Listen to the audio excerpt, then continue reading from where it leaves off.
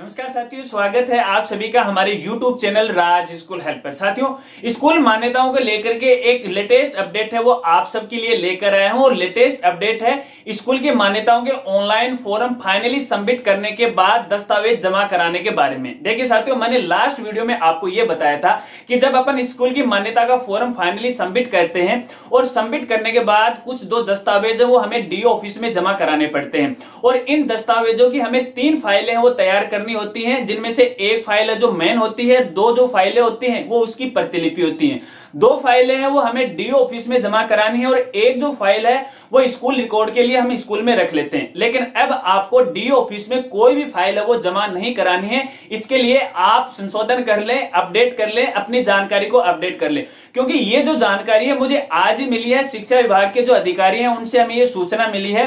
अब आप ये कहोगे कि सर कल तो आपने ये बताया था कि जो फाइल है वो डी ऑफिस में आपको जमा करानी है और आज आप ये बोल रहे हो कि अब आपको ये नहीं करानी है। तो देखिए भैया, जैसे अपडेट आती है, जैसी सूचना मेरे पास आती है वही सूचना मैं आपको यहाँ देता हूँ। लेकिन फिर भी यहाँ जो जानकारी है, यहाँ पर जो आपको करना क्या वो मैं आपको बता देता हूँ। देखिए, फाइलें तो वैसे भी हमें डी ऑफिस में जमा करानी है, वो हम न जमा करा के जो निरीक्षण दल आएगा, जो जांच दल हमारे स्कूल में चेक करने के लिए आएगा, वो दल उन फाइलों को ले जाएगा। तो कहने का मतलब है कि फाइलें तो हमें 3 ही तैयार करनी है, लेकिन हमें व्यक्तिगत जाके डी ऑफिस में वो फाइलें वो जमा नहीं करानी है। जब जांच दल आएगा तो जांच दल एक तो मेन फाइल ले जाएगा, एक उसकी प्रतिलिपि है वो ले जाएगा और वो जाके डी ऑफिस में जमा करा देगा। देखिए साथियों, इस बार जब जांच दल हमारे स्कूल में आएगा तो हमारे पीएसपी पोर्टल से हमें एक प्रपत्र है वो डाउनलोड करना है और वो प्रपत्र आपको 2 प्रतिलिपियों में डाउनलोड करना है। और वो प्रपत्र वो जो जांच दल आएगा, जो निरीक्षण दल आएगा, उनको आपको देना है। जो डाटा हमने पीएसपी पोर्टल पर मान्यताओं को लेके भरा था उस डाटा को वो मिलान करेंगे, एक चेकलिस्ट आएगी, उसमें वो टिक लगाएंगे कि ये चीज सही है, ये चीज है वो गलत है। उसके बाद एक प्रतिलिपि तो वो अपने स्कूल में है वो रख जाएंगे और एक प्रतिलिपि वो अपने साथ ले जाएंगे, जो कि वो डी ऑफिस में जमा करा देंगे। जो प्रतिलिपि हमारे पास रखे गए हैं वह प्रतिलिपि हमें पीएसपी पोर्टल पे अपलोड करनी है। इस बार ऐसा हुआ, अगर लास्ट साल की बात करें, लास्ट ईयर की बात करें, तो लास्ट ईयर के अंदर डी ऑफिस के द्वारा ये जो प्रपत्र है उस निरीक्षण दल को दिया जाता था। लेकिन इस बार वो ऐसा नहीं होगा। जो जांच दल आएगा एक तो वो प्रपत्र ले जाएगा, इसके अलावा 2 फाइलें वो आपसे है वो ले जाएगा। तो कहने का मतलब ये है कि फाइलें तो आपको 3 ही तैयार करनी है, व्यक्तिगत आपको डी ऑफिस में नहीं जमा करानी है। तो लेटेस्ट जानकारी तो ये है, आप इसमें अपडेट कर लें, अपनी जानकारी है वो अपडेट है वो कर ले। चलिए, इसके अलावा कुछ स्कूल साथियों के सवाल है मान्यताओं को लेकर के, 1-2 सवाल है इसी वीडियो में मैं आपको बता देता हूं। देखिए, कुछ साथियों ने ये कहा कि सर आपने किरायानामा के बारे में हमें नहीं बताया कि किरायानामा सोसाइटी के नाम करवाना है या फिर स्कूल के नाम करवाया। तो देखिए साथियों, इस बारे में मैंने बहुत पहले जानकारी वो दे दी, हो सकता है कि शायद आपने वो वीडियो नहीं देखा होगा। अगर नहीं देखा तो चलिए मैं फिर आपको बता देता हूं। देखिए, जो किरायानामा होता है वो हमारे स्कूल के नाम पे होता है, न कि संस्था के नाम पे। तो आपको जो किरायानामा है वो स्कूल के नाम पे करवाना है। यहाँ पर जब आप किरायानामा लिखते हो तो आप ये कह सकते हो कि इस संस्था या फिर इस सोसाइटी द्वारा संचालित विद्यालय जरिए सचिव के नाम पे आपको वो जो किरायानामा है वो लेना है। अब जो भूमि का जो मालिक है वो किरायानामा वो लिखेगा, जो राशि तय करेंगे।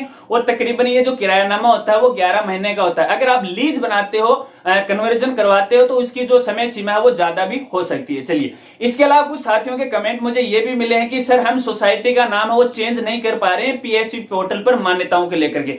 तो यहाँ एक आपको जानकारी देना चाहूंगा। देखिए, हमारी जो सोसाइटी होती है, हमारी जो संस्था होती है, उसका नाम चेंज है अपन इस पीएसपी पोर्टल के माध्यम से नहीं कर सकते। पीएसपी पोर्टल पर केवल स्कूल से रिलेटेड जो नाम चेंज वो कर सकते हैं। भवन परिवर्तन है, अपने स्कूल का नाम अगर परिवर्तन करवाना है, मान्यता को यदि क्रमोन्नत करवाना है, अतिरिक्त विषय लेना, ये मान्यता अपन लगा सकते हैं। लेकिन सोसाइटी का नाम परिवर्तन है अपन इस पीएसपी पोर्टल के माध्यम से नहीं करवा सकते, क्योंकि सोसाइटी का जो रजिस्ट्रेशन है वो शिक्षा विभाग नहीं करता है।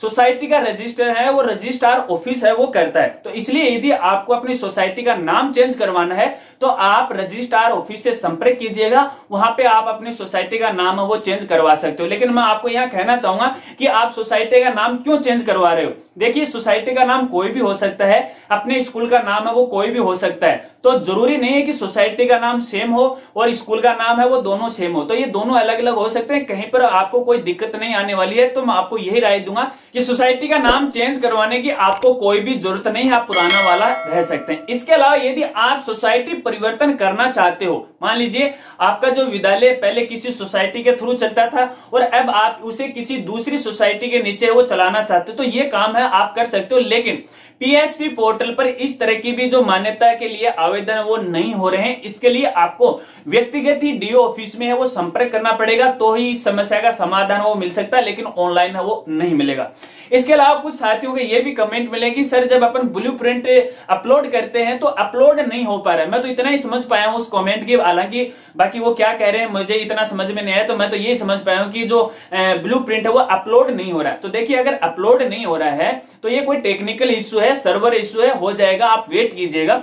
इसके अलावा देखिए जो ब्लूप्रिंट है या फिर भवन सुरक्षा प्रमाण पत्र है वो आपको पीडीएफ फाइल में अपलोड करना है, और ध्यान रखना उसकी जो मैक्सिमम जो साइज है वो 512 केबी से नहीं होनी चाहिए। अगर 512 केबी से अधिक उसकी साइज है तो भी वो अपलोड नहीं होगा। यहां पर जो भी डॉक्यूमेंट आप अपलोड कर रहे हो इसमें केवल अपने विद्यालय की जो फोटो है 5 वो केवल जेपीजी फॉर्मेट में ही आपको अपलोड करने। इसके अलावा सभी जो दस्तावेज हैं वो आपको पीडीएफ फाइल में अपलोड करने, और उनकी सबकी जो साइज है, चाहे वो फोटो हो चाहे वो पीडीएफ फाइल हो, उनकी अधिकतम जो साइज है वो 512 केबी होनी चाहिए। अगर इससे ज्यादा है तो भैया वो अपलोड नहीं होगी, तो ये कोई सर्वर का एरर नहीं है। तो पहले आप अपनी फाइल की साइज देख लीजिएगा, उस पर राइट क्लिक कीजिएगा, प्रॉपर्टी पे आप जाएगा, तब आपको पता लग जाएगा कि इस फाइल की साइज क्या है, तो आप है वो अपलोड कर सकते हो। तो फ्रेंड्स मेरी तरफ से तो थी मान्यताओं को लेकर की ये लेटेस्ट जानकारी। मुझे बताना ये जानकारी आपको कैसी लगी, आपकी क्या राय है, वीडियो के कमेंट में आप अपनी राय वो जरूर बताएं